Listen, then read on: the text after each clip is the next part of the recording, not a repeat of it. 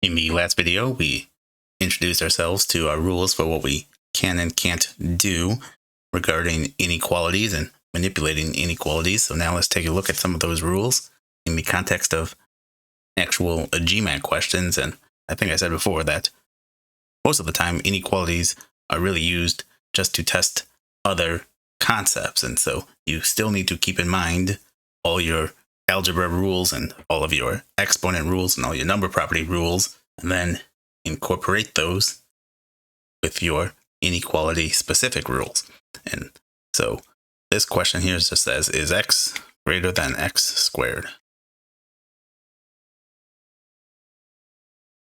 So the inequalities, we need to talk about what we can and can't do. So let's talk about what we can't do first. And they're always trying to bait you to do the thing that you can't do, especially with inequalities. And so what most people are going to want to do here is divide each side by x. And when you do that, you get x divided by x is 1.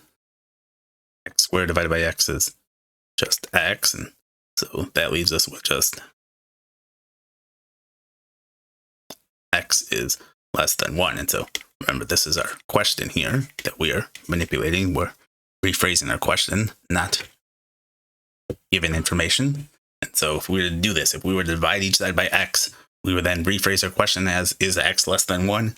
We would then look at the first statement and say, oh, that is directly answering our question. That is sufficient. Then we would go like there, thinking that was easy, when in reality, we fell for their trap, because you will not be doing that. You will not divide each side by x, because you watched that last video and you know you cannot divide by a variable with an inequality unless you know two things. You need to know that that variable is not equal to 0, which we do not know in this case, and we also do not know the sign of that variable. So we need to know both of those things. Now, does that mean that it is hopeless? We cannot do anything with to simplify our question? And that is also not true. So what can we do? And you should know from the last video that you can always add or subtract from each side of an inequality.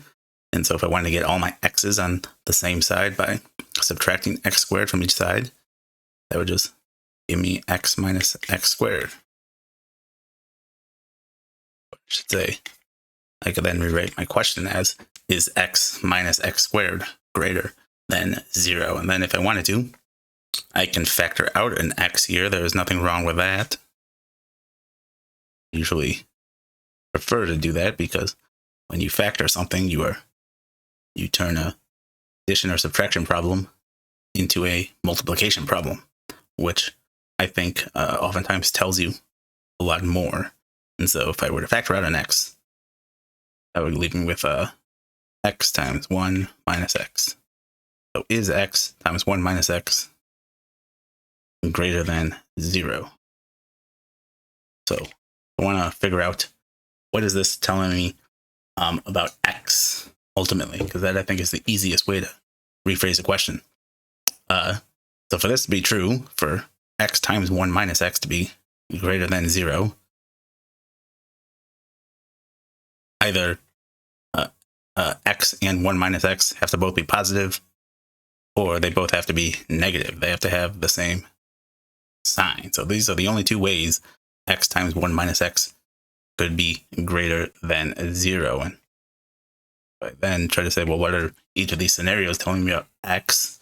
So for 1 minus x to be positive, in this case, so x is positive, and for 1 minus x to be positive, x has to be between 0 and 1.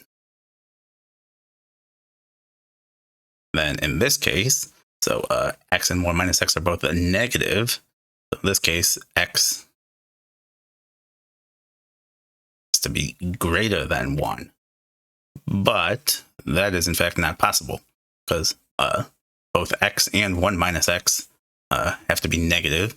And so here, x cannot be greater than 1 here, and then negative over here. So this is not a possible scenario. And that makes this problem simpler, because I only need to worry about this scenario here where x and 1 minus x are both positive, and therefore really I can rephrase my entire question as, is x between 0 and 1? And once I do that, I'm not thinking at all about exponents or the question as given. I just need to know, is x between 0 and 1? And so statement 1, which says x is less than 1, but does not tell us if it is in fact greater than 0, which we also need to know. And so this is insufficient, and should already be noting that this is different than what we had selected, or what you would have selected if you fell for their trap. So that's a good thing. Statement 2 tells us x cubed is greater than 0, so here we just need to know the properties of our even and odd exponents. We have an odd exponent here, 3, which means so the value of our overall exponent should retain the sign of the base, because when you have an odd exponent, the overall value retains the sign of the base. And so in this case, if x cubed is greater than 0, that means x must be greater than 0. And so knowing that x is greater than 0 is still not sufficient to answer our question. We need to know if it's between 0 and 1, so this is still insufficient. But now, looking at them together doesn't require much work at all. So statement 1 tells us x is greater than 0. Statement 2 tells us x is less than 1. Question is asking, is x between 0 and 1? So together, this directly answers our question C. Let's do another question testing our inequality rules. Here we have, is AB greater than 1? So in this case, now, really don't think there's much we can do with our question. We're not given any information in our prompt. We only have a question, and so let's go to the statements. Statement 1 says ABA is greater than A.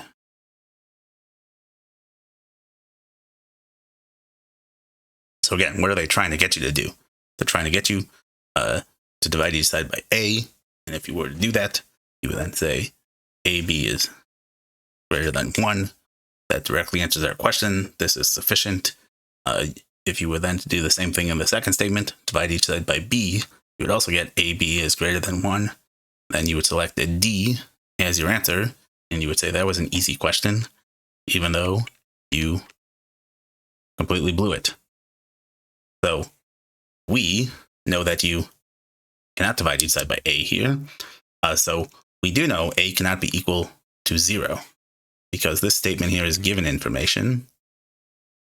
And if A were equal to 0, the left side would not be greater than the right side. So we do know A cannot be equal to 0, but we do not know the sign of A. Therefore, we cannot divide by it. Now, we can do the same thing we did before. We can still subtract A from each side. So this is telling us ABA minus A is greater than 0. And we can factor out an A if we wanted to. Get A times AB minus 1 is greater than 0. So then I want to figure out, what is this telling me about AB? Because that's what the question's asking about. So again, there's only two ways A times AB minus 1 can be greater than 0. Either both positive or they're both negative. So if A and AB minus 1 are both positive, what is that telling about AB? So here this means A is positive. Then based on the second part here, AB must be greater than 1. What about here? So now we know A is negative. If AB minus 1 must also be negative, AB must be less than 1.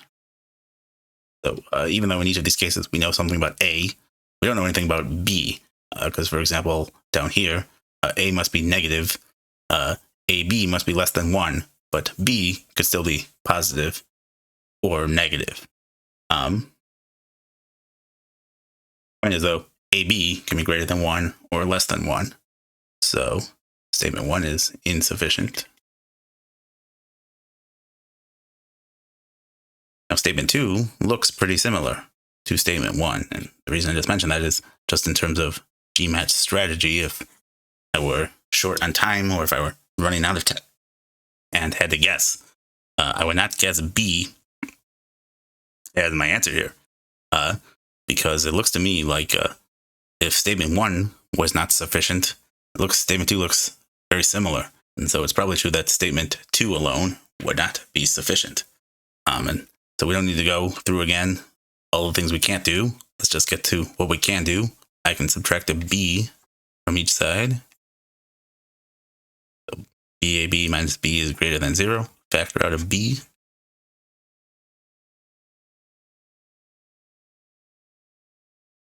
And again, so it's telling me B times AB minus 1 is greater than 0. So either both of those things are positive or they're both negative. So in this case, I know B is positive. And AB must be greater than 1. Here I know B is a negative. And AB is less than 1. But it is the same thing as the previous statement. AB can be both greater than 1 or less than 1. And so this is definitely insufficient. So now, when I'm looking at my two statements together, it looks like I can still have, so AB greater than 1. So I can still have AB greater than 1. And when that's true, A is positive and B is positive.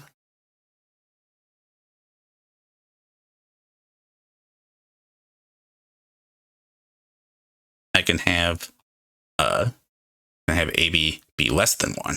So when AB is less than 1, A is negative and B is negative. So can that